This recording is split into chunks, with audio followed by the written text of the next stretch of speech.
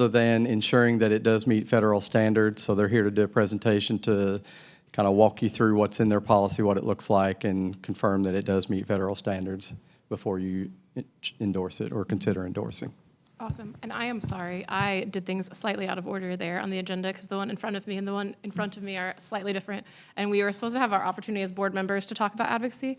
So if you want to sit down for a second and then we'll come right back to you. I'm sorry. Okay. That's entirely my bad. We did add at our retreat an item to our agendas monthly where we, as board members, will talk about transit advocacy events that we have attended or that are upcoming. And so I wanted that to be at the front, and then I totally forgot. So we're going to do that first, and then we'll return to staff action. Thank you guys for bearing with me. I know I went to 2 events that I can summarize, but I'd love to hear if other board members were able to attend any advocacy events or know of any that are upcoming that are related to transit or transportation.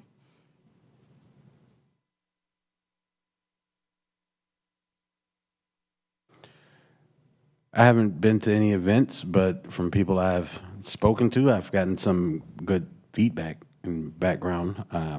Some people have, I don't know if that's relevant to what we're talking about for this. But. Awesome, just general like bus riders? Yes. Awesome. So there's already a great review on some of the buses that have been outfitted with the new seats. They seem to have been, they were highly appreciative, highly reviewed, very good, and they can't wait for more buses. So the new seating has been very well. We're actually going to talk about that today. Mm-hmm. Did you have something? Yeah, I was at the, I think it was more comp plan related meeting a couple weeks ago that focused on mobility. So it included transit, but it included on just getting around Raleigh as it leads to the upcoming comp plan and those meetings. So I think it's good to see staff having that and planning staff talking about that and getting ideas from people on how to get around. So something to look forward to as that comes up. Yeah, I was at the same mobility comprehensive plan event, and shout out to the transit staff who put that presentation on the history of transit and the 50 years of the bus service together. It was really, really impressive, and I think a good way to get people to be visionary about what like the future of transit could be. And I think there's a few more comprehensive plan events from various topics, so folks can keep an eye out on the Raleigh website for those. I also went to the TPAC meeting for where there sort of is like behind the scenes nitty gritty of how the Wake Transit Plan gets put together. And so there's a lot of work going on to prepare for the engagement on the Wake Transit Plan update that will be rolling out in the next 4 to 6 weeks. And so we'll see they had one round of engagement, and the consultants have put together a package of kind of priorities for the next 10 years of the Wake Transit Plan. And I think there's some really interesting continuation of high-frequency and BRT projects that would, of course, fall in line with stuff we're doing here in Raleigh already. And then there's also a lot of attention paid to the other cities in Wake County, which is exciting to see. Some of the smaller towns are getting excited about having transit connections. So I think folks can be on the lookout for that. And of course, we'll make announcements when the engagement actually opens on those things. Anyone else have anything to add in this new section of our agenda? Awesome. Well, thank you guys. And thank you. Now we will get back to staff action and RITP Dev. Thank you for bearing with me. Good afternoon. Thank you so much. My name is Brian Andrews. I'm the Deputy General Manager with Raleigh Transit. I will be presenting today on behalf of our HR manager. She was unavailable today, as well as our General Manager who was off today. But I just want to kind of run through our drug and alcohol policy to kind of give you an overview. Like most organizations or transit companies, we do have a drug and alcohol policy at REPT Dev. The purpose of this policy is to ensure worker fitness for duty and to protect, of course, REPT Dev and our employees, passengers, and the public. You know, we don't want any employees out there who, may be using some type of substance that may cause them to be impaired, whether it be any type of prohibited drugs or misuse of alcohol. This policy complies with 49 CFR Part 655 as amended and 49 CFR Part 40 as amended.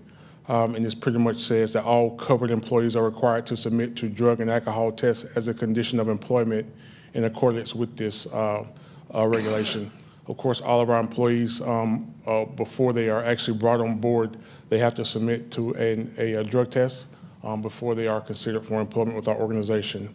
RATP Dev in its location is committed to the elimination of drug and alcohol use and abuse in the workplace and has a zero tolerance for alcohol and drug use while on company property and while performing work. And I think there's enough said there. We just don't stand for that.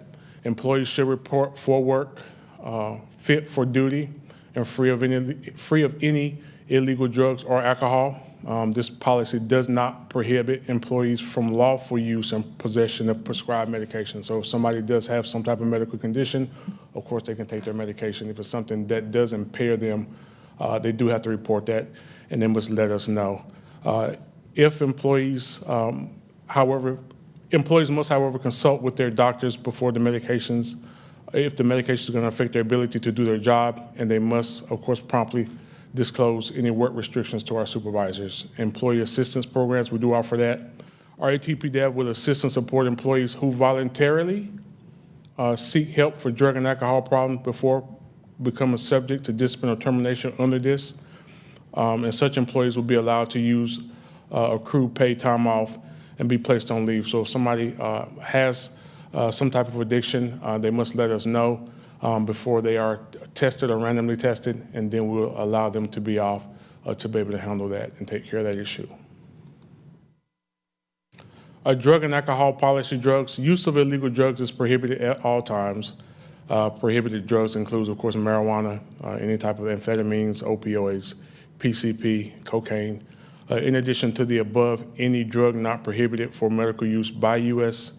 Drug Enforcement Administration or the U.S. Food and Drug Administration is considered an illegal substance. Illegal use includes use of any illegal drug, misuse of legal prescribed drugs, and use of illegally obtained prescription drugs. And we also even throw in, we tell our employees to even stay away from some of this stuff like the CBD oils. We even discourage our employees from using that because that too can sometimes cause a random drug test to test positive. So we try and cover all of our bases. All covered employees are prohibited from performing or continuing to perform safety-sensitive functions while having an alcohol concentration of 0.04 or greater. All covered employees are prohibited from consuming alcohol while performing safety-sensitive functions, and that just means driving the bus. If an on-call employee has consumed alcohol, they must acknowledge the use of alcohol at the time they are called to report for duty. If an on-call employee claims the ability to perform his or her safety-sensitive function, he or she must take an alcohol test with the result less than 0.02 prior to performance.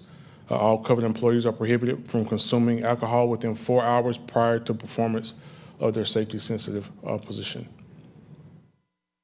Consequences per RATP Dev's U.S. policy, any safety-sensitive employee who tests positive for drug or alcohol with the BAC at or above 0.04 or refuses a test will be referred to a substance abuse professional, and unfortunately their employment will be terminated with us.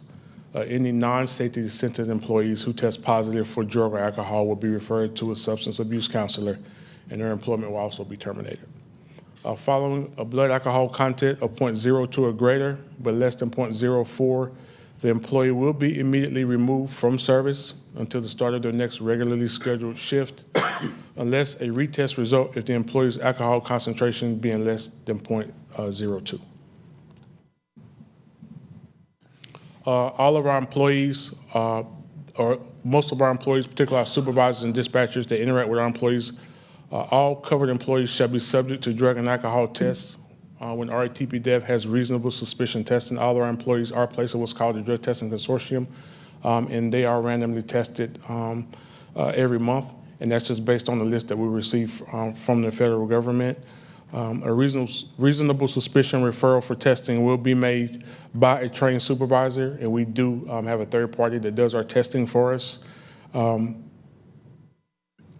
Other trained company official or basis on the specific of contemporaneous articulable observations concerning the appearance. All that's saying if somebody reports to the dispatch window and they may have signs of maybe being under the influence, then we have the right to ask that person to submit to a drug test. All of our supervisors, dispatchers, and management go through FTA reasonable suspicion training, and that actually has been going on this week. So we do make sure all of our people are trained and are certified to do reasonable suspicion testing. And the staff recommendation is to endorse the RATP Dev drug and alcohol policy. Any questions for me? Do folks have any questions? Okay. And I think we'd be looking for a motion to endorse the drug and alcohol policy as written. Obviously, this is a critical thing for them to keep an eye on for the safety of all of our operators and riders.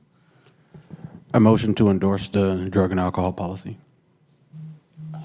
I'll second Johnny Thomas. Okay, it's been moved and properly seconded. All those in favor? Aye. Those opposed? All right. We are happy to endorse this policy for y'all. Thank you for presenting it. It's always good to see the details of how this stuff gets put together.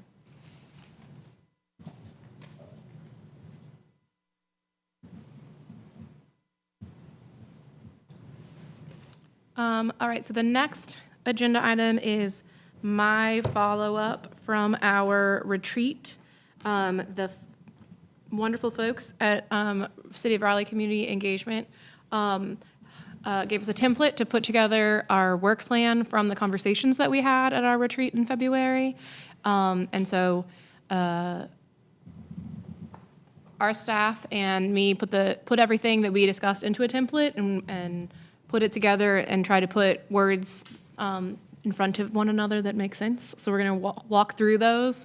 And, of course, all of these things are flexible, and they're the boards to give feedback on or adjust as we go. But if it looks good today, we can go ahead and prove it, or we can have discussion and wordsmithing continue till about next month. But we do need to get this together so that we can present it formally to the City Council and get their approval for the things that we want to prioritize in our work plan. I think there's a couple slides, right, David? Who's driving those? Can you grab the slides? Awesome.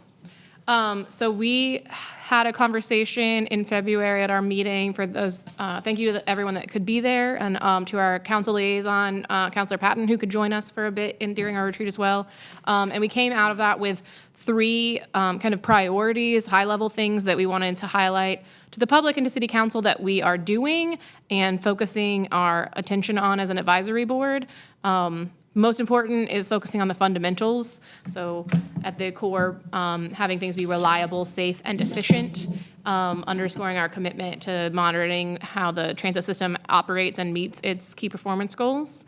This is something we talk about at almost every meeting in terms of the fundamental things that make a good bus system.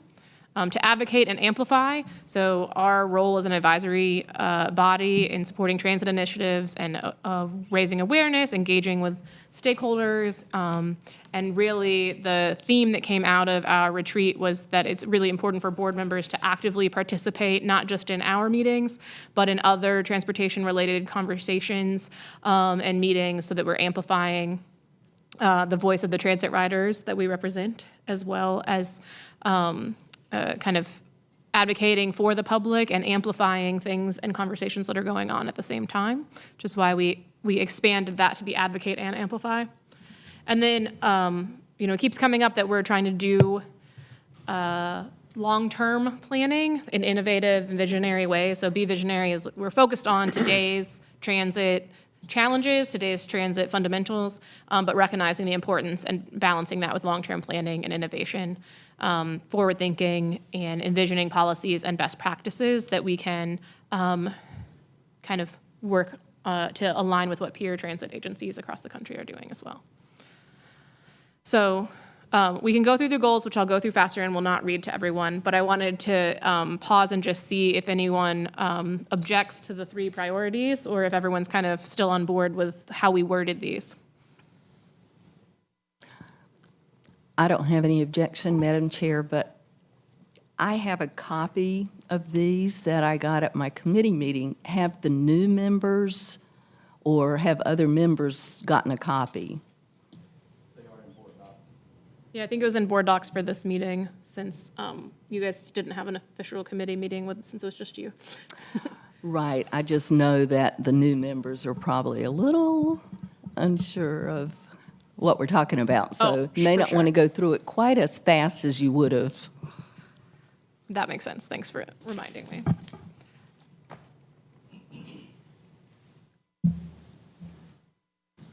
All right, so I'm hearing consensus, or at least lack of objection, on those maintaining being our 3 priorities as we go into this year's work plan.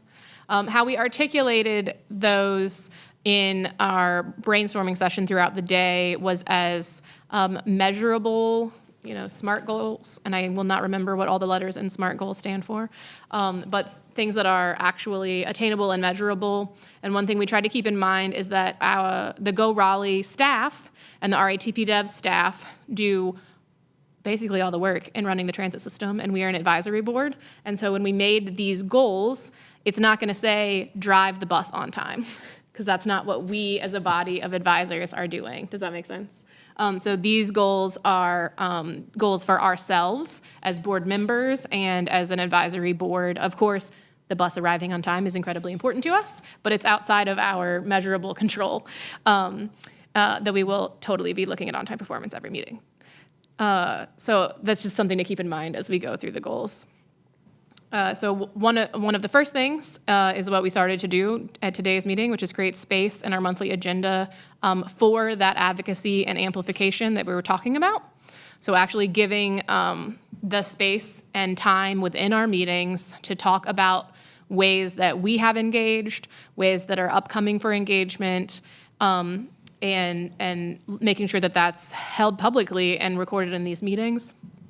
And then also that will give us time for when there are issues that require a formal statement or a memo to authoritative bodies like the Raleigh City Council or the Go Triangle Board or other folks on behalf of Go Raleigh, that we have the time built into our agenda for those kind of like policy statements.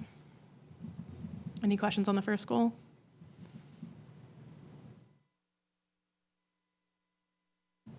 Awesome. Second goal is a personal kind of goal set for each authority member to participate in 2 transit-related activities annually.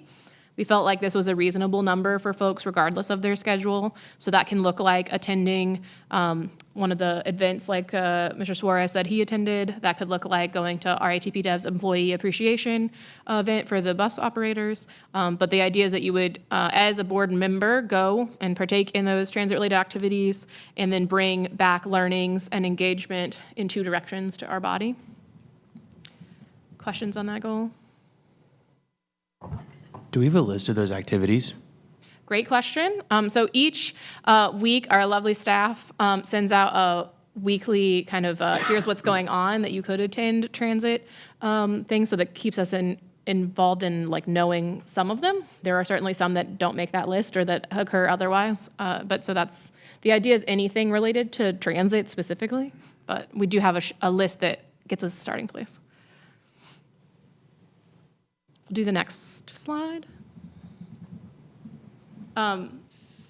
The Transit Planning Advisory Committee, TPAC meetings, I mentioned attending that this month.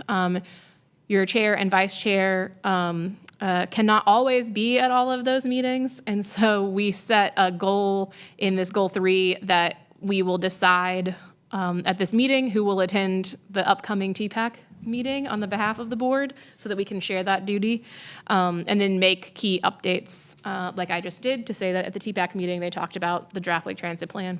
And so we are aware, and the reason this is important is that the TPAC is heavily involved in how the Wake Transit Plan unfolds and how the tax money gets spent on that, which is a large part, as you'll see, of our budget and what we operate for in Go Raleigh.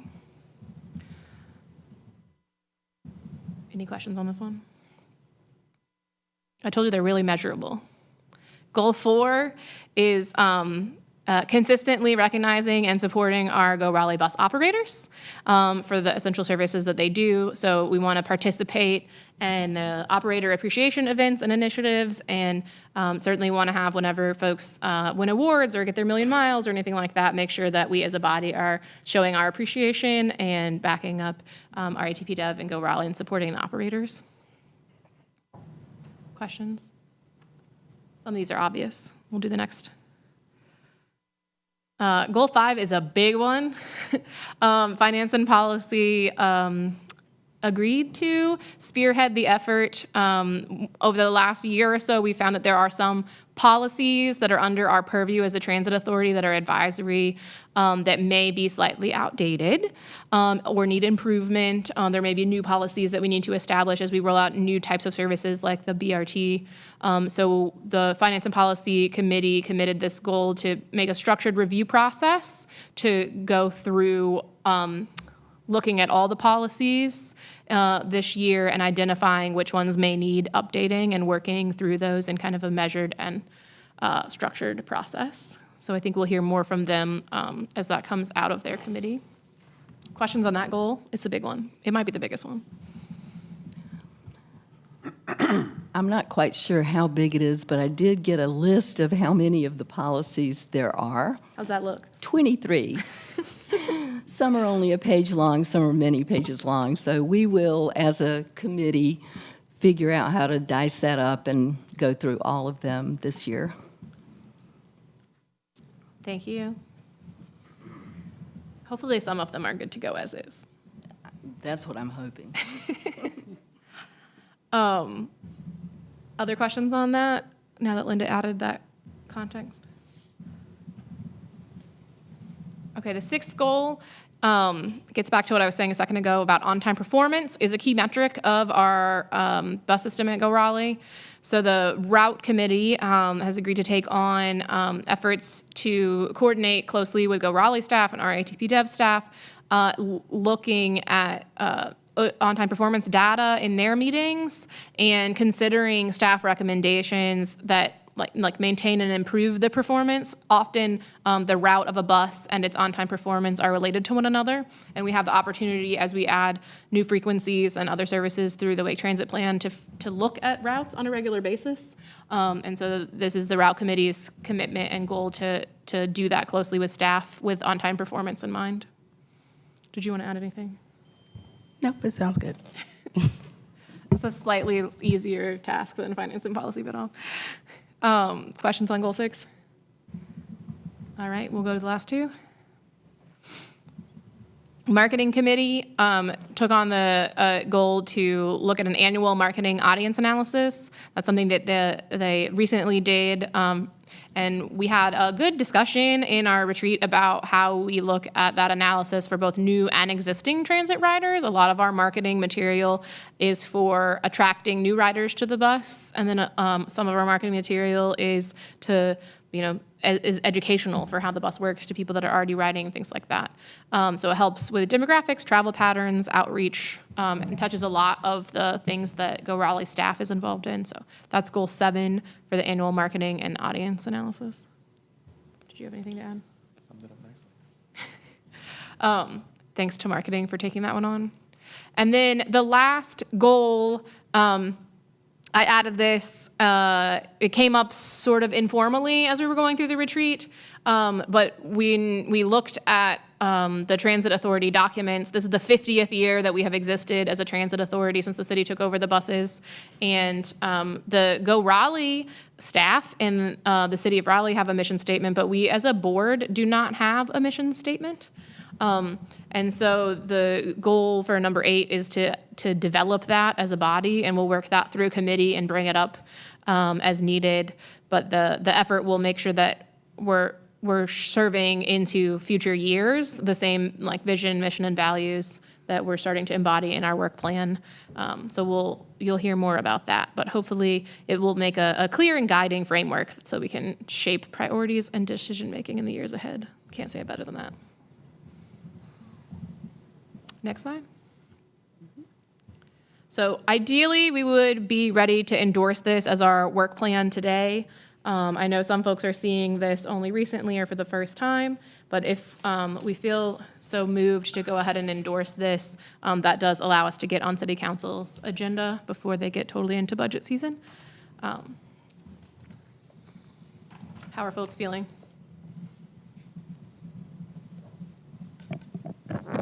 I like it. Some real good ones there. I agree. We spent a good amount of time on our retreat talking things over, and I think this it encapsulates all that we said and all that I think we can do for this year. I agree with everything I've heard. I have one small question. Sure. Do the route committee and the marketing committee ever meet together? Because they're kind of, seems like there's a little crossover there. There can be crossover, and on specific items, like I know maybe almost a year ago now, there was like talking about the route map when they had some joint meetings and crossover in their work where they passed it back and forth between committees. So it's possible. Sometimes, and also any board member, since we have new board members at the table too, can go to any committee meeting. You're always welcome at any committee meeting. You are heavily suggested / required to be at the one that you are assigned to. But you can come to any of them. Yeah, I would say like as at least probably to the chairs, if you see a interesting agenda item on your committee, maybe reiterate that to the whole board and say like, hey, we're talking about this and this is a big one. Maybe others could join that one. Okay. You know what I mean? So I feel like there's might be some things this year that I'd like to highlight and maybe get a little extra participation, but if you can make it. Let us know. Things like that would be cool. Yeah, for sure. Same for the other two.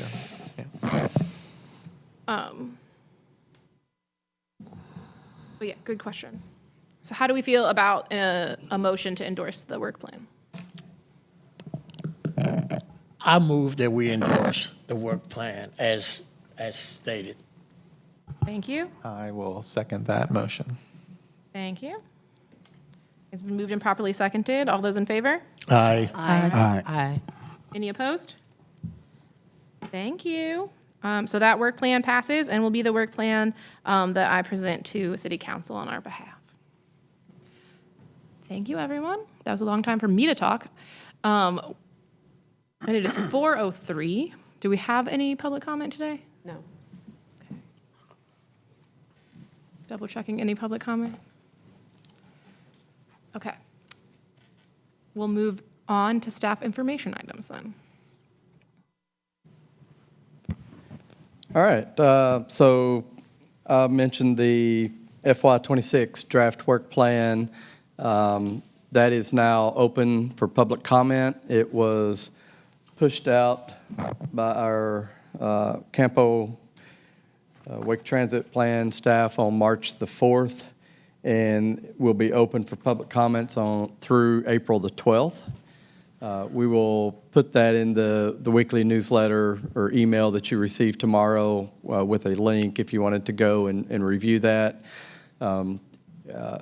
Everyone's aware, we've been talking about our FY26 projects for about 6 months now. We've had multiple, committee meetings and presentations here in this chamber. So those are out there, open for comment. If you so choose to submit comments, that is totally up to you. We recommend and suggest that you comment just to make sure that our voices or your voices are being heard and are supportive of the projects that we're moving forward. So, thank you. Yeah, I'll just say, this is one thing that came up in terms of the advocacy that we can do as board members. What we do here today in these meetings is important. Our opinions are heard by our staff. But for the Wake Transit Plan, there's other organizations and consultants that are not in this room that need to hear our opinions too. So it's really important, both as private citizens and as representatives for this board, that we do go and take all of those surveys and answer all of those questions as well. So that's just a heavy suggestion to go find that link and do it. The next item then would be the bus seat replacement update. Yes, and we have Mr. Ben Goldstein with RATP Dev. He's our Director of Maintenance, and he's going to talk a little bit about this project and where we stand. All right, thank you. Ben Goldstein, Director of Vehicle Maintenance with RATP Dev with Go Raleigh. We're excited to have this seating replacement project underway. Many have asked for it, so it's my pleasure to give you an update on the progress. As of today, we actually got another bus completed, so we have 11 out of 90 that are slated for seating replacement. To this date, most of the holdup has been delay receiving materials. Earlier this week, we received another 2,100 pieces, so that's about a third of the total order. Each bus takes 37 or 38 passenger seat positions, so that's 2 inserts per seating position. It takes about 4 to 6 hours per bus to go through, remove the old seats. We're cleaning all around the seat frames, and we're trying to pair seat replacement with a deep clean detail. So when the bus has the seats replaced, it's pulled out, it looks fresh and overhauled on the interior. Target completion to finish up the 90 buses is June. And a lot of that has to do with the delay in receiving the additional seating materials, but the supplier should be shipping every other week through the end of this month or until the order's complete. We've gotten good feedback from internal staff, and I'm pleased to hear that there's also some feedback that's been received by the board. But we are really excited to get this project completed. Here we have some pictures of the seat inserts being replaced.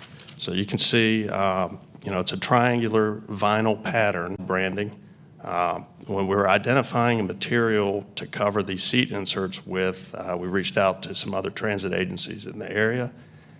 Chapel Hill Transit actually uses the same material. Of course, theirs is in a different color. But the maintenance management in Chapel Hill Transit has told me that they've gotten really good feedback on the durability. This material should be very water resistant, so any kind of fluids that end up on the seat should be easy to clean and maintain. For the new and future buses that we're building, the buses are going to come equipped from the factory with spill-proof seating. They're a comfortable plastic shelled seat. We actually have 4 of these buses on the property now, so we should see them on the road in the next few weeks. We have another bus build coming up in June. They will also have the harder plastic seats with them as well. And then a final 13 bus build towards the end of the year will also have the newer style plastic red and charcoal seats. The oldest 20 buses in the revenue fleet are not candidates for replacement at this time. The seats are older. It's a different model seating unit, and those 20 buses are approaching their end of life. So they will be removed from service, probably 12 out of the 20 this calendar year, and then the balance will be replaced next year. And that's all I have about the seating. Any questions, please? There's one more slide with the new. Oh, there we go. So this is the red-looking seats for the brand-new vehicles that have been produced. And these will be on the road shortly. And they're very comfortable. For a plastic seat, you would think they'd be very comfortable. They sit very nicely.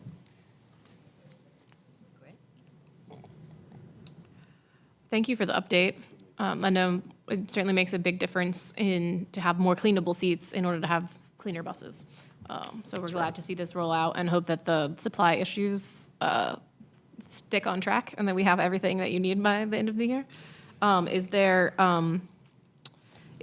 a kind of estimate on how often seats should be replaced based on the kind of durability that you've heard from the Well, Chapel folks? it wouldn't be unheard of to have to replace the seating inserts over the life of the bus at least once. And a lot of the buses that are undergoing the replacement now, depending on when they were built, they may have originals in them. So it is time for majority of these vehicles to have replacements. Some of the older vehicles did get replacement inserts earlier in their life, but they were not Go Raleigh branded at that time. So they are just, you may have seen them, the red checkered pattern, and some of those remain in decent condition. So that's why we're not going back with the new vinyl at this time. Okay. Anyone else have any questions about the bus seats or comments? How many buses do we have in all? We have about 113 in active revenue. And you said all, but how many are not going to be? Well, we're not considering the oldest 20 that are in the revenue fleet. Okay. They're racing towards end of life, and they're scheduled for replacement this calendar year or early in '26. Okay. Average life cycle for a bus is 12 years, 500,000 miles. You want to say that into the mic? Average life cycle on a bus is 12 years or 500,000 miles. So the 2014s are 11 years old at this point and just not financially advisable to replace those. Plus, I think they're a different style seat, as Ben said. They are. I just have one question. Is there a schedule like for different routes or getting outfitted first? I just want to try to find which bus has it so I can ride. So initially, when we had limited materials, we aimed to replace the seats in the worst shape first. As far as what buses get assigned to what run, the dispatch department randomizes every week. So if you have not seen a bus with the seating replacements, in your area of the city, you will shortly. And as we get through the next month or so, we'll start working on that 90 bus target for this project.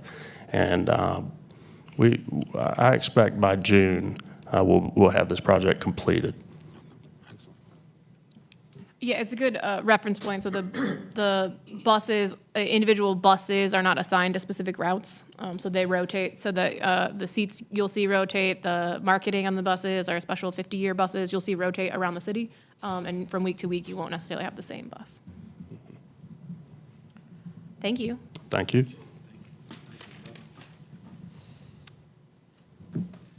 Big agenda item. You guys ready for this? Fiscal year 26 budget presentation from staff is up next. Ms. Tucker. We are very glad to have you here with us today, and we are excited to talk about the budget. And I know we all have notes and questions, I'm sure, so we're looking forward to this conversation.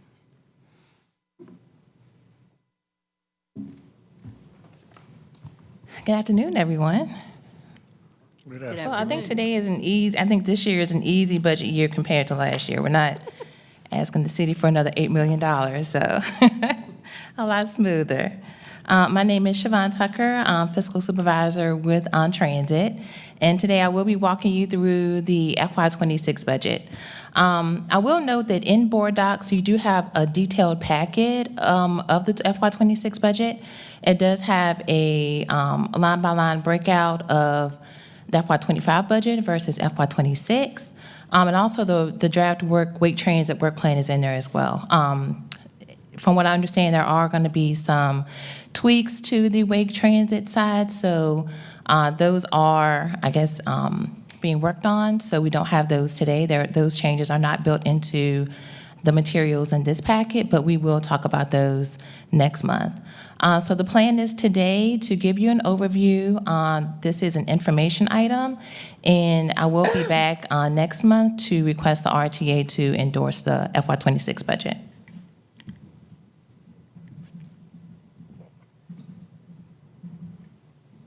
Okay. So a few key items to note. The FY26 fiscal year does run July 1st of this year through June 30th of 2026. A balanced budget is required on both the city side and Wake Transit, and that means for every dollar of expenditures, we also have to identify a dollar of revenue. So we have to be able to cover those costs 100%. And Transit does develop two budgets. So every year we have the pleasure of producing a draft budget for the city and also the Wake Transit Plan. So looking at the City of Raleigh's FY26 budget timeline, we are in the middle of it. So draft budgets were due by all departments in January, February. So right now, there are discussions and meetings being had to talk about priorities and trade-offs with the city manager's office, the budget office, finance, and department leadership. March 10th, and actually that has now been moved to April 7th, is the city council work session for their enterprise funds. Followed by May 20th, that is when the city manager will present the FY26 proposed budget to city council. June 3rd is the budget public hearing, and then in June, there are a series of council budget work sessions planned each Monday of the month until council comes to an agreement and is able to adopt the budget. And then the FY26 budget then begins July 1st.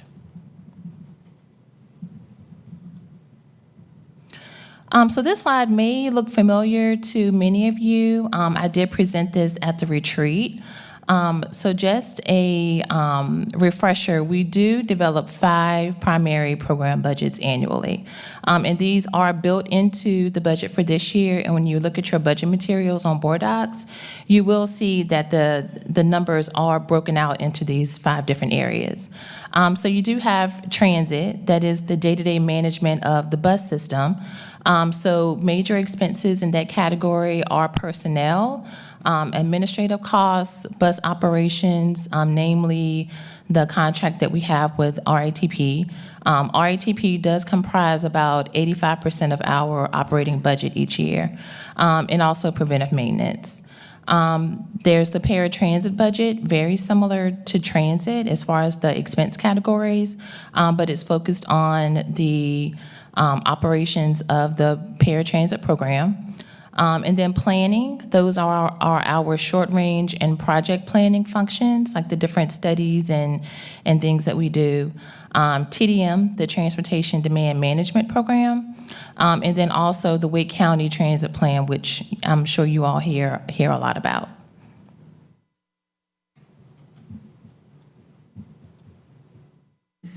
So a couple of highlights from FY26. Like I mentioned, this year we are kind of getting back to normal. Last year was an exciting year for transit as far as budget preparation. So the $8.2 million that we requested as a supplemental last year, that was approved as part of the FY25 budget. And so it is built into the FY26 budget. So that was programmed to support the existing fixed route service. So that, like I mentioned, that is built into the budget this year. Also, one thing that is fairly new, we've started this year, but I think FY26 is the first full year of the new fare assistance programs. For both fixed route and paratransit. Those are also built into the FY26 budget, so you will see those line items in your materials as well. And those are funded through a combination of Wake Transit Plan and anticipated grant funding. We are also applying for an amount through the 5310 Call for Projects application period that's open now. So we are hoping to get funded through that program as well. We are requesting a supplemental through the city's budget process this year, so it would be 100% funded through the general fund contribution, and that's for a customer service technician for the Go Raleigh Access Call Center. This position would reduce call and wait and hold times for customers when scheduling transportation trips. And it would also allow access to expand into some limited weekend call center hours. Currently, if someone calls, it goes straight to voicemail and they get a call back. But with this position, they would be able to actually talk to someone during limited hours on the weekend. And if this position is approved, it is still going through the process. So at this point, we don't know if this position will ultimately be adopted by council. But if approved, the goal is to fill the position very quickly in the first quarter of the year.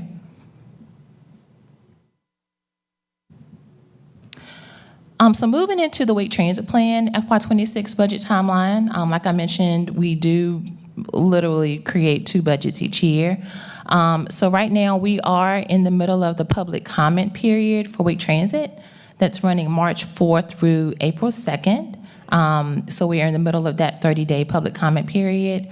April 17th, and actually I think that meeting has been moved to the 24th, TPAC will consider recommending the work plan for adoption. May 1st, it will be released for 14-day public comment, and then it will move to the Go Triangle and Campo Executive Boards for adoption before it is officially adopted as the FY26 Wake Transit Work Plan. So a couple of new operating requests in the Wake Transit budget or the Wake Transit Work Plan. On the Go Raleigh Access side, we are also requesting a new position through Wake Transit, and that's for a transportation supervisor. Right now, the demands of that program are very high and steadily increasing. So this position would be able to take a step back, look at the position, high level, and look at ways that we can improve and enhance the program, look at priorities, look at strategies, basically be able to take on some of that planning that's needed to kind of help the program grow in an efficient way.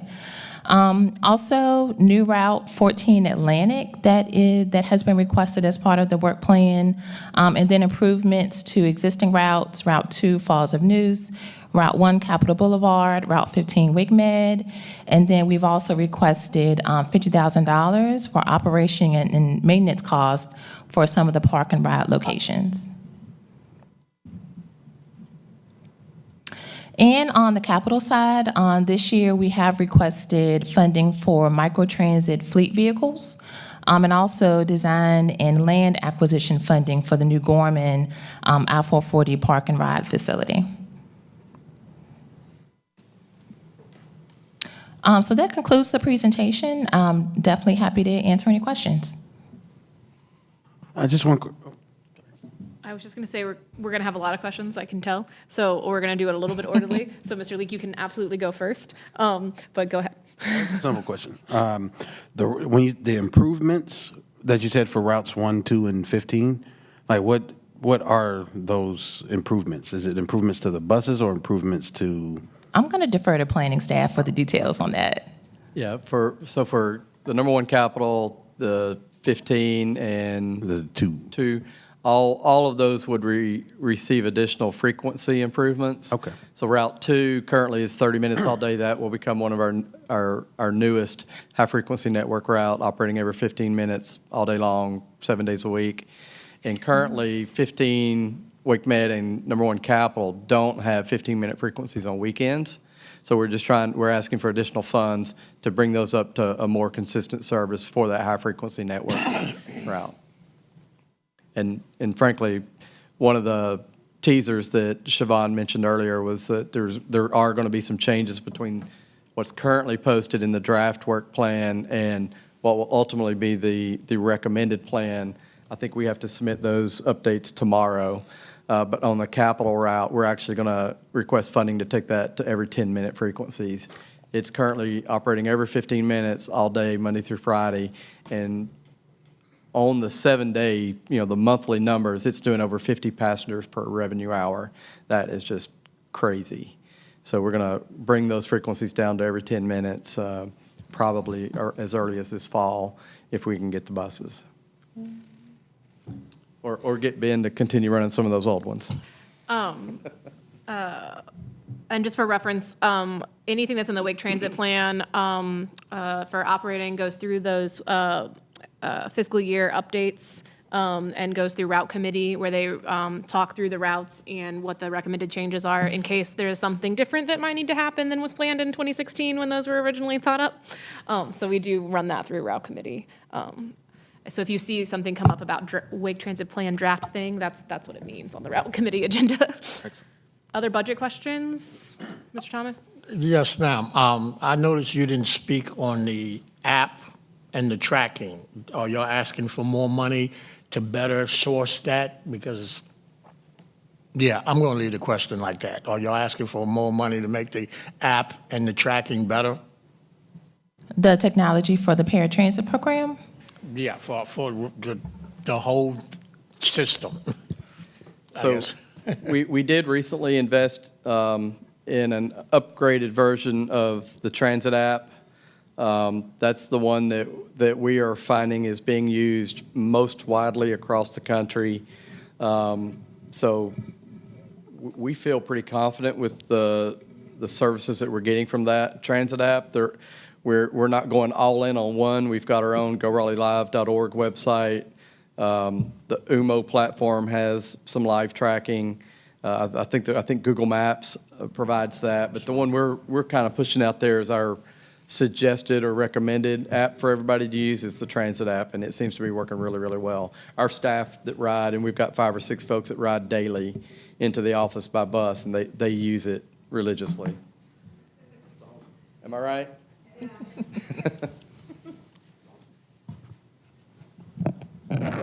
Can you, that $8 million, that was a shortfall for fiscal year '25? Is that how that worked out? It was a shortfall for '25. However, we had received quite a bit of COVID relief funding. And so without that funding, we would have seen that shortfall earlier.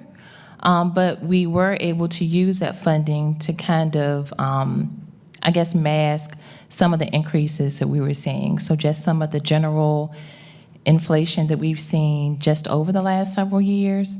And then also transitioning to a new contract model from TransStaff to RATP, we saw some increases there. So the $8.2 million, it was to help us maintain our existing fixed route service, but we would have seen that earlier if we had not received that relief funding. Right, okay, so I get that. And but you mentioned that, how does that play into FY '26? It carries over. So once council approves supplementals for operating, that's one of the reasons why they take supplementals so seriously and it's so competitive. It's because once they approve it 1 year, then they know that it's a continual commitment. So the $8.2 million, it was approved for the FY '25 budget, and it also will carry forward each fiscal year going forward. Okay. Does that mean they've never used supplemental funds before that? No, the supplemental process is part of the annual budget process every year. So every department has a chance to request supplementals. So each year, as part of the budget process, departments go through the process of looking at priorities and figuring out what their operating needs are. And it just so happened that last year was Transit's year. We saw the need, and it was time to request it.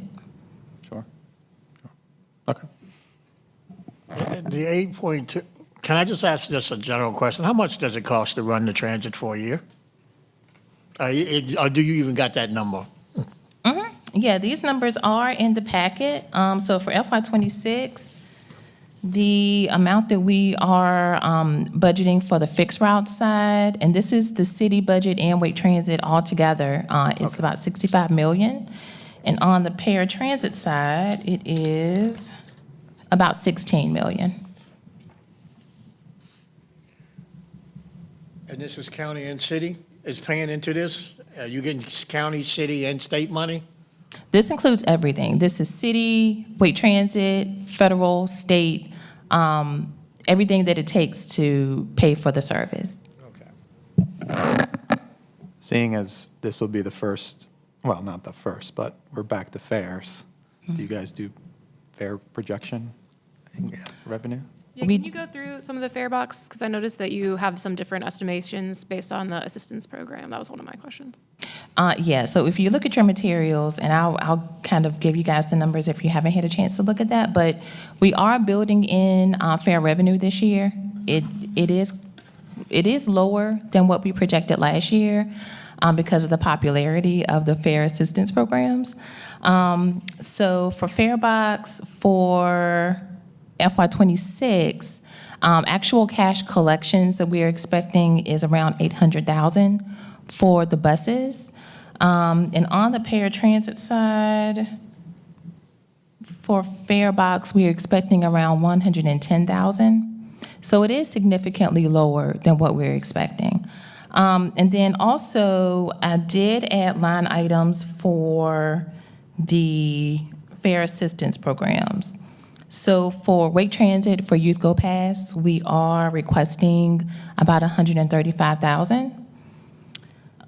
For low-income fare pass from Wake Transit, we're requesting about 2.4 million. And I think that is one of the tweaks that we are expecting to submit tomorrow to increase that number a little bit. And then we are requesting about, I think it's around 150,000 through the call for projects for grant assistance for those seniors that do not meet the income eligibility for Wake Transit. So we are trying to find a way to assist those passengers as well. But yes, in the budget, we are accounting for what we do still expect to receive in cash and separately accounting for the Youth Go Pass and the low income or the TAP programs. Yeah, I think it was really helpful to have those line itemed out this year because we had so much conversation about them last year. So definitely appreciate that. And I think it's something I think we'll have to keep in mind in future years is, you know, as we add new services, as we add new types of fares for BRT and things like that, like looking at what fare box revenue projections versus actual things compared to year over year, I think is going to be something this board has to pay attention to. So that was helpful. I have a list of questions from a short list of questions from Mr. Teague, who's not here today. So I want to just make sure I honor those questions. He asked about the Go Access salary expense line doubled. Was that new staff, or how does that? What is the cause for that increase? The Go Raleigh personnel, like Go Raleigh salaries? Access. It's on page 3, he said, and I think I have the line item. Yes, the one that increased the. Oh, for the Wake Transit funded positions. Yeah, it's increasing from 142,000 to 296,000. Right now, we have one position for access that's funded through Wake Transit, and it just includes the new supervisor position that we've requested for 26. So FY25 is accounting for one position, but FY26 is accounting for 2. Okay. That makes sense. And then on page 4, it talks about staff position, and he noted that it seems like positions maybe increasing by only 2%, which seems below of the cost of living index for this year. And so I don't know if you can speak to what those kind of staff positions would, like where that coming from in the budget, or if we can answer that in an email follow-up, that's fine as well. I think he's referring to the salaries and benefits line for Wake Transit. We increased it 2%. One exercise that we do from year to year is that, you know, we have the amount that we budget, and then before we create the budget for the next year, we go back and we take a look and say, all right, how close was this budget to actuals? So part of the increase, and it not being like a double-digit increase, is us going back and right-sizing those actuals. But the amount that we have budgeted, we think that is like an accurate amount of what it would actually cost to pay for those positions. Okay. So no positions are being cut. Gotcha. And those amounts, correct me if I'm wrong, for Wake Transit are not just salary and benefits. It also includes funding for computers, potentially a little bit of rent, Travel, training, travel. training, So things like that. that's not a true salary number. It's all-in cost of having that personnel. Gotcha. So computer prices go down, salaries hopefully go up. Balances out somewhere in there. Yes, yeah. That's helpful to note. And then the last question from Mr. Teague was around page 6, the bus stop improvement budget is only increasing a tiny bit. That's something that is high on priorities. He brought up, but certainly we talked about focusing on the fundamentals. Bus stop improvements are a big deal on that. So is there room to give more than a 1.3% increase on bus stop improvements, I guess would be the question. I think he's referring to the Wake Transit budget where bus stop improvements are increasing by, I think it's 8%. I'll defer to planning staff on that question. Gotcha. So we can do that in a follow-up. Okay. I think, just noting here that, all of us, I think, have some detailed questions or something that we care about from our committee, and so we're grateful for you going through them. I think having the follow-up on some of those things helps us contextualize what we advocate for, because, if we advocate for something 6 months from now that we didn't budget for today, then it's hard to do that. Yeah. Are there other questions from the table? I haven't heard from this end of the table as much as this end of the table. I have one more, then Yes, sir. Okay. Y'all can answer this. How many drivers do you have? What pay and retention? How many drivers are you short? And then is that the reason that you having issues with the buses being on time? And are y'all approaching city council, letting them know that we having these issues, that if we get more money so we can pay our drivers more, they will stay with us for longer periods of time? I guess the question is retention and pay and retention for drivers and getting a better school. I'm just trying to get an understanding of, I know we're short on drivers. Well, the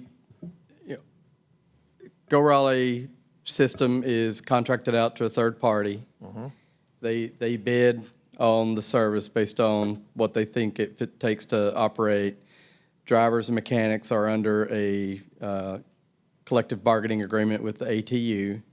That ATU contract is, I think, right at 1 year old, so it was just recently renegotiated. I feel like, RATP feels like, and apparently ATU feels like, because they just signed the contract, that they've got a pretty good wage and benefits program. I can say that I met with RATP management this morning. They are doing a lot of new incentives to try to help encourage folks to come to work, and especially on some weekend days where we know they've struggled in the past to get extra folks to volunteer. And so they've got a lot of good programs going on, and Mr. Andrews can probably talk a little bit more to that, when he does the GM report in a little bit. Okay. Yes, thank you. Well, certainly those kind of questions are things we ask every month in the general manager's report as well, so always good questions. I'm going to ask anyone else if they have budget-related questions for Ms. Tucker. Mrs. Tucker, this has been awesome. I have a question for you around NCDOT and their added funding. I guess what would the process be? I see it's flat, at least for the fixed route program. The state's running at a surplus, so what would be the process to getting more funding from the state? I think that's something we could look into. This program is more of an allocation program. So we kind of so the state kind of communicates to us what our allocation is. But that's definitely something we can look into. This is funding that we received for quite a few years from the state. It was suspended for a little bit, then reinstated, and the amount has been consistent for the last several years. But that is something we can look into. Thank you. Yeah, thank you for that. Yeah, great question. Certainly I think advocating for money from the county or the state or the federal grant programs is something that staff obviously does all of the technical work on, but the advocacy piece that might be involved in some of those asks is something that we can help with as an advisory board. And I was relatedly going to ask, obviously, a good amount of transit money comes from federal grants and initiative programs. And there's a lot of uncertainty in the current political climate for those programs. And I noticed there's an accounted for decrease already in the FY26 budget. Could you speak just a little bit to which programs could potentially be affected by changes in federal funding? And obviously, we're not going to hold you to this because it's not in our control, but if we could just have an understanding of what the variables are. So that is something that we're keeping a close eye on. We had a meeting with FTA today about our grant applications. So at this point, we are, it is business as usual to go through the process of submitting our grant applications with the anticipation of those agreements being executed. None of our agreements fall into the specific categories that the federal administration specifically identified, so we don't anticipate any of those applications not being awarded. There are some, of course, anything can happen. We do have some grants, as you know, that are in the pipeline that we are keeping a close eye on, in particular the RAISE grant for the ADA facility and then also our BRT funding. So we are working closely with FTA. We have had conversations with them about moving those grants through the approval process. But at this point, we have not received any communication that that those grant awards will not be funded as we have expected. So as far as transit staff, we are going through those normal steps of getting those applications into the system as soon as we can, so that we can get them executed and feel more comfortable in that respect. Okay, that's good to know. And I hope that you guys continue to update us as any of that changes. Definitely. And then, yeah. so what is the minus 21% on the federal component that's factored into the budget? Is it just a difference in projects size or something from fiscal year? So last year, we did work with RATP to identify some projects that were needed. New contractor coming in, first set of eyes, they're seeing things that need to be addressed. So we did set aside some additional funding for that. This year, that was more like one-time funding that we've set aside for those projects that we did not need to budget for this year. So that's the reason for the decrease. We're kind of getting back to the regular funding levels of what we need to run the system. Okay, thank you. Any final questions? Thank you, everyone, for your thorough look at the budget.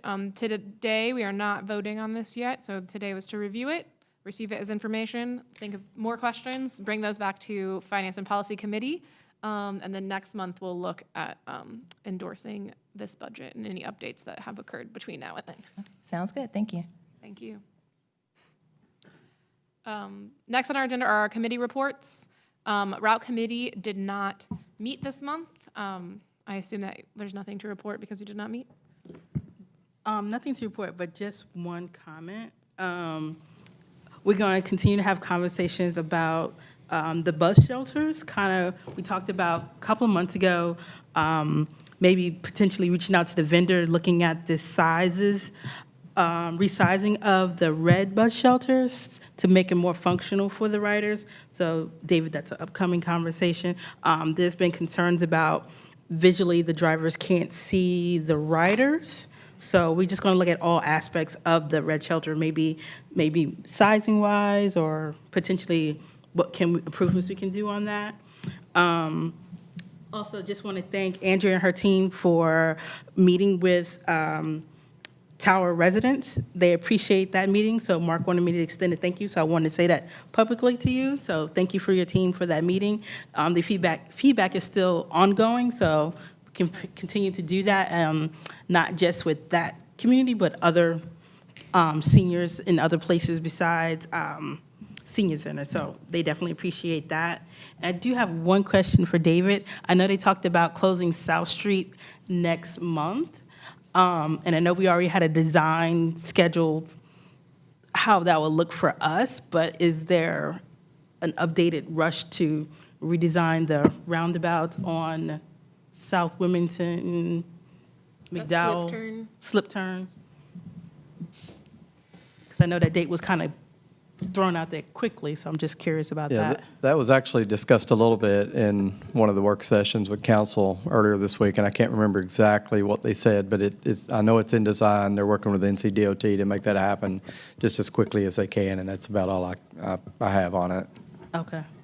Can they push the date back to close out South Street, or will that impact us, or are we okay from a go Raleigh We'll standpoint? definitely be on detour as soon as they close South Street. I believe our plan today is to divert up to Lenore and just come across Lenore until we get back on. I think we go from Lenore to left on Wilmington Street, so that'll just be a one-block deviation initially, and without maybe only one bus stop that got missed. Okay. And let's just make sure that we look at that route or two routes that go there. I can't remember now. At the next meeting, just to make sure that we're seeing anything that needs to be flagged. Does that work? Anything else on route? No, that's it, yes. Okay, thank you so much. No, I was trying to think when the South Street date was closed. I know it's end of April, so I just want to make sure. Yeah. It's coming up within about 30 days. It's pretty exactly, close. So I just want to, Got you, yeah. Yeah. Well, so staff will handle the logistical pieces of detour as usual, but I think we can still look at it in April Yes. because it will be, perhaps the short-term detour would need to be changed to a longer-term solution that we can look at. yes. Certainly impactful for the neighbors to the southwest there. Finance and policy report. Thank you for meeting this month. I know you have a few things on your agenda. Well, Finance and Policy did meet this month, but unfortunately, I was the only person who was able to attend.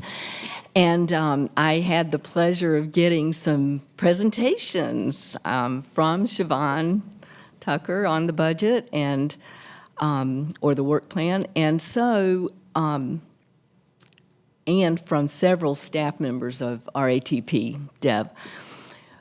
But that's the main reason why since there was not a quorum, we brought forth the drug and alcohol policy to you, the full body, and then the work plan, and the FY26 budget. So basically, since there was no quorum, we bypassed my committee to bring those issues to you guys, to all of us for the full committee. And we did talk about the code of conduct. We had been meeting in committee about updating our code of conduct for bus ridership, and we will be presenting that next month for a vote. And that was all. Thank you for that. Anyone have questions about finance and policy? Okay, that moves us to marketing, which also did not meet. Do you have any notes? No. Okay. Then that leads us to general manager's report from RITP Dev. We're going to take a look at key performance indicators, and would love for you to flag, things that are in this slide or any other things that are on your mind as important for us to know about what's going on with operations. Again, Brian Andrews, Deputy General Manager, Go Raleigh Transit. And I won't be before you long. I'll just I'll run through this report and some of the KPIs, and I'll address some of your concerns that you have and just talk about some of the things that, we're doing to get operators in the door, because we understand, that's kind of our bread and butter, is actually getting bodies, but not only getting people in the door, but we want the right people. I think that's key too, just because sometimes the job of a transit operator and kind of what we do is kind of an acquired taste. And so I'll dive a little bit more into that a little bit later on in the presentation. But we'll go through these. Our preventable accidents, just kind of looking at January, we did have a few. We came in at 5. We understand just because of, we're hiring a lot of people, we're hiring a lot of new people, individuals who have, never driven buses before, things are just going to happen, right?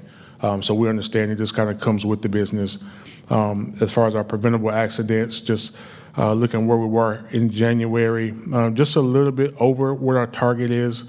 However, we have a safety team that is committed to safety, and so we're always retraining. We're always bringing operators in when they do have accidents or incidents, just train them on it, take them back through skills course or route training, just to make sure they have it before we put them back out there on the road. Preventable injuries for the month, we didn't have any, and then preventable injuries, of course, that's good just based on kind of where our target needs to be. Active operators by the month, just based on our current or the run bid that we did have in January, we did increase service, so that number will change for February. We were at 231. Of course, you can kind of see that our missed trips for January was down. Some of that, I think, was attributed. We did have towards the end of January, we did have kind of some inclement weather days there. And as far as our missed trips, the ones that we did have, most of those were contributed to just not having an operator to put on the bus to be able to operate the service. Just kind of looking at our ridership, just based on the kind of the yearly comparison, you can kind of see kind of where we are.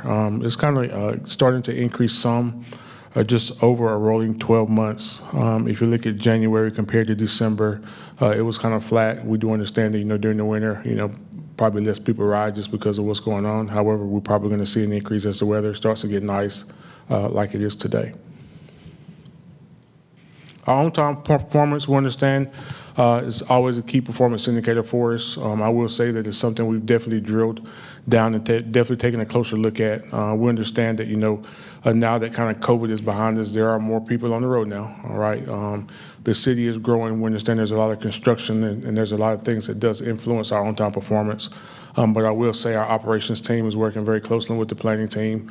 We've actually had some trainings and really taken some deep dives and looking at a lot of this stuff, particularly the routes that are underperforming, just to kind of see where we can tweak them and how we can improve, because we understand that, what we do is very important to getting people where they need to be on time. And so that's something that we're really taking a hard look at, just because it's something that we should be looking at pretty regularly on the basis and then making adjustments as we need to, as necessary. You met my maintenance manager, Mr. Ben. Those guys do a good job at keeping the buses up. I say all the time, we do have an older fleet. Sometimes, like people, sometimes, they get testy. We go out there in the mornings and sometimes they don't want to go. But we do our best in keeping those PMs up to date. I will say that, just like sometimes we struggle with the challenges of getting bus operators, getting maintenance mechanics sometimes is a challenge too. He's done well. We're really kind of turning over every rock to try and get some maintenance mechanics in. But for the most part, they do a really good job of staying on top of those PMs, just because we want to keep the buses going, just so we're able to put the service and deliver the service to our customers. Just kind of taking a look at paratransit, not a whole lot really kind of going on here. They were kind of flat for January when you compared them to December. Taxi and the Go Raleigh access expenditures remain kind of the same. Also looking at the taxi cost per trip, pretty much stayed relative to where it was in December. And then the cancellations by client. As you can see, there was a little bit of a spike in January when compared to December, just because, like I said earlier, there were some inclement days, weather days towards the end of the month. And so, of course, a lot of times when we do have inclement weather days, people just don't ride the vehicles. And the same with no-shows. Looking at on-time performance for Go Raleigh paratransit, it was down just a little bit, and I think that some of that was also probably contributed to some of the weather that we had towards the end of the month. But for the most part, those guys do a pretty good job at getting where they need to be and on time. Kind of to address your question, I will say that RATP Dev is definitely committed to, recruiting and retaining operators. I've been doing this for a while, particularly here, just doing this for 18 years in this region, understanding, there's just a lot of competition in the area.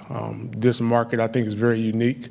Just within the city of Raleigh alone, we have a Wolf Line and we have the Green Bus that comes to your right. I tell everybody, you can come to Go Raleigh. However, if you don't like it, people have so many other choices. We understand that sometimes just recruiting operators can be difficult just because, this is kind of the job that, their granddaddies and their fathers did. A lot of young people really are not attracted to transit. I will say that today we have our regional director in the room here, Miss Jacqueline Spence. She's visiting us today, and she's down just to kind of help us put some plans together to recruit operators. Now, I will say that we're really excited because we have implemented a lot of initiatives. I don't know if you've seen some of the signs on the bus, but we have a $2,500 sign-on bonus now to try and attract new operators, and that's over an 18-month period. We have a mentorship program that we've implemented just because we understand that a lot of times when you get into this business, sometimes just having somebody you can lean on and talk to, when it's tough out there, we realize that's important, and that's something that operators receive when they come in the door, and that's somebody that walks through them for the duration of 18 months. In addition to that, we're also doing all kinds of incentives like this weekend. Tuesday, we're having the operator appreciation, and we invite you all out to that. We're calling it Boots on the Ground, where we're going to be doing line dancing and things of that nature. As well as that, we are started a non-CDL program. So we understand that a lot of CDL drivers are not necessarily interested in driving or starting new careers. However, there's a whole pool of individuals who just have driver's license that may want to drive a bus. So what we've done, we've gone down and we purchased a software that allows somebody with a regular driver's license to come in, sit through a 2-day training class that prepares them to take their CDL permit test. Once they take that CDL permit test, and we consider that person golden, we hire them on the books. They're ready to go through the door. Once they go through that class, we release them to go to DMV. They pass that test, and then the following Monday, that person starts in class, and then we kind of walk them through the process. We help them get their CDL permit, we help them pay for their license, and that course is anywhere between 6 to 8 weeks long. So there are a lot of things that we're doing, and we're really excited. I will tell you that we had a job fair last week, and we had almost 30 or 40 individuals come through there. We offered 6 with CDL license. The other 25 or 30 are going to go in our non-CDL program. And so far, we've been doing that program for about 3 weeks, and we've had about 3 individuals to go through that class, coming in the door very, very green, went through the class, got their permit, and so now they're on their way to starting a career in transit. So there are a lot of good things going on. I will say, I think our head count now is about 232, and we have about 11 people in training, and then we have another 5 or 6 slated for next Monday, and we start classes every Monday. So we're working. I think our management team is committed. I know they are, and we are definitely doing everything we can to get drivers because we understand that, they are the bread and butter of what we do. Any questions? Thank you. And I will just say, as someone who has been here since before you guys were here managing and knows where we were at a driver shortage when you guys took over, we are very, very appreciative of the routes that we are able to run now because y'all have been doing such a good job of recruiting new drivers, and excited to see the programs that pull in non-CDL folks. Yeah. I've been excited to see the job fairs you guys are doing at Wake Tech and Yeah. other areas, so they're reaching folks all over the county. So definitely encourage any and all of that to continue, and any innovative ideas or anything that we can support and show support for. We'd love to know about the Tuesday night event and any other events. You can get them to the staff, and they'll put them in our weekly newsletter, and we'll show up for you. And we do have a job fair this weekend because we understand that sometimes people can't come to your traditional job fair. So this Saturday, we're actually hosting an evening job fair from 3 to 7, just for those individuals who may work during the day. So, we're turning over every rock. We're on the radio. We're doing everything we can. So if you all can spread the word for us, please do. But Go Raleigh, in particular RTP Dev, is a great place to work. Thank you. Mr. Thomas, did you have other questions on that? I know that was your question. Yeah. Do y'all got a de-escalation and sensitivity training going on for your drivers? Because, of course, I'm an avid rider, and I know that a lot of times things, especially with the fairs, they're put in very stressful situations, and I've known that there's been some negative reactions from drivers. Mm-hmm. So I'm just trying to You know, and I want to be supportive of that. I believe that it's as equally as necessary as having mental health services also. So, It's actually great that you say that, because in our initial training, all of our operators go through a program which is called TAPCO. And within that, there is a customer service training that they go through, right? Understanding that probably 85 or 90% of what the operator does is interact with the public. However, that training is only about 5 or 6 hours. So just kind of being who we are and kind of thinking outside the box, we did hire Mr. Michael Ballin here, and you can speak to him afterwards if you like. He's our director of safety, and he actually developed a program that's catered to our ATP Dev that our employees go through, and it's a de-escalation training, and that program is about 4 or 5 hours they go through. And every operator that new now comes in the door has to go through that training, and he lays it on the line. He gets up there. He's former law enforcement, so he's seen it all, right? He gets to the nitty-gritty, helps them kind of understand what they're going to be doing, let them know, this is how you should handle it. We also have him go to all of our safety meetings as well, conducting that training, as well as doing training with our paratransit folks. They've had an opportunity to take advantage, and then to take it a step further, we're even expanding that program now to a level 2 or phase 2 that we're calling de-escalating me, which is kind of, coming down the pipe as well. So we understand, yes, it's a stressful job, and how sometimes we deal with, situations determines, what the next steps will be, whether it's that customer, going off on an operator or the operator going off on a customer. For us, either situation is bad, so we just kind of train them to help them understand, this is how you should handle it. Yes, stuff is going to happen. It's inevitable just because of the nature of the job, but there is a way that you can conduct yourself to where everybody goes home at the end of the day. thank you. Yes, sir. Thank you for the report. I also have a few notes from Mr. Teague that are briefer than the budget ones, and I want to make sure we give those space. I love his attention to detail, so I want to make sure we honor that. Pleased to see the R line growing. That's been really exciting to see in the statistics. And pleased to see the performance metrics improved, but we still have a ways to go to meet our 80% benchmark on all the routes. Yeah. But it was good to see some A's and B's start to show up down the page there. So thank you for the efforts that you're doing in terms of operations and drivers on those, both from Mr. Teague and from me. And then Mr. Teague, of course, would like to say that for Go Raleigh Access, the vans are more expensive than the taxis, and they get utilized more and more, it seems like, every month. So just to be, his word of caution is always to be fiscally conservative and to meet what folks want. Let's try to use those taxis. Want to honor his opinion there. And of course, we'll take any comment from anyone else or questions. Just one comment. I know we're focusing on on-time performance, and I know the drivers want to keep that as well.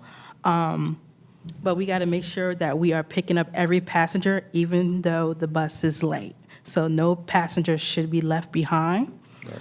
I'd rather the passenger be on the bus than the bus leave the passenger. So if we can relay this message to the drivers, I know they're trying to keep up with the metrics, but if you miss one metric, you're going to miss another. So you can be on time, but then you also miss a stop, so you're missing two. Yeah. So. Well, we pay them to pick up passengers, so we address those accordingly if that happens. That's why they're here. Yeah. But thank you. Welcome. So I don't know if that could be a campaign or something, but just a thought. Okay. So. Sorry, what was that? Oh, I guess my question was, trying to get the word out. I like it, what I've heard about trying to, having a job fair, things of this nature, things you're trying to put out to recruit new drivers, the CDL course. Is that something that the marketing committee could discuss or come up with stuff, or should it help in that? Yeah, sure. And I believe, I think I've seen in the newsletter they've published about finding positions or something like that. I think some of that's been put out there, but we can discuss to see if there's more to amplify that. Yep. Thank you. Thank you. Any concluding remarks for the meeting today from authority members or from staff? Mr. Walker? Just a quick update. City Council, I believe it's on the 18th, next Tuesday, will have an item. It's not being brought by transit. It's being brought by our engineering services department, but it is for the design services for the new ADA facility that will be, we've bought property. I think most are aware almost directly across the street from the existing Pull Road fixed route facility. So we went through the procurement process and are ready to make an award to the vendor of choice, and that will be taken to City Council on Tuesday. So if you see that, and it's not a transit item, but it's kind of our project. There'll be a presentation, or it'll be on the consent agenda? It should be on consent. Okay. Any other concluding remarks? Okay, thank you guys for your time today. I will adjourn our meeting at 5:05.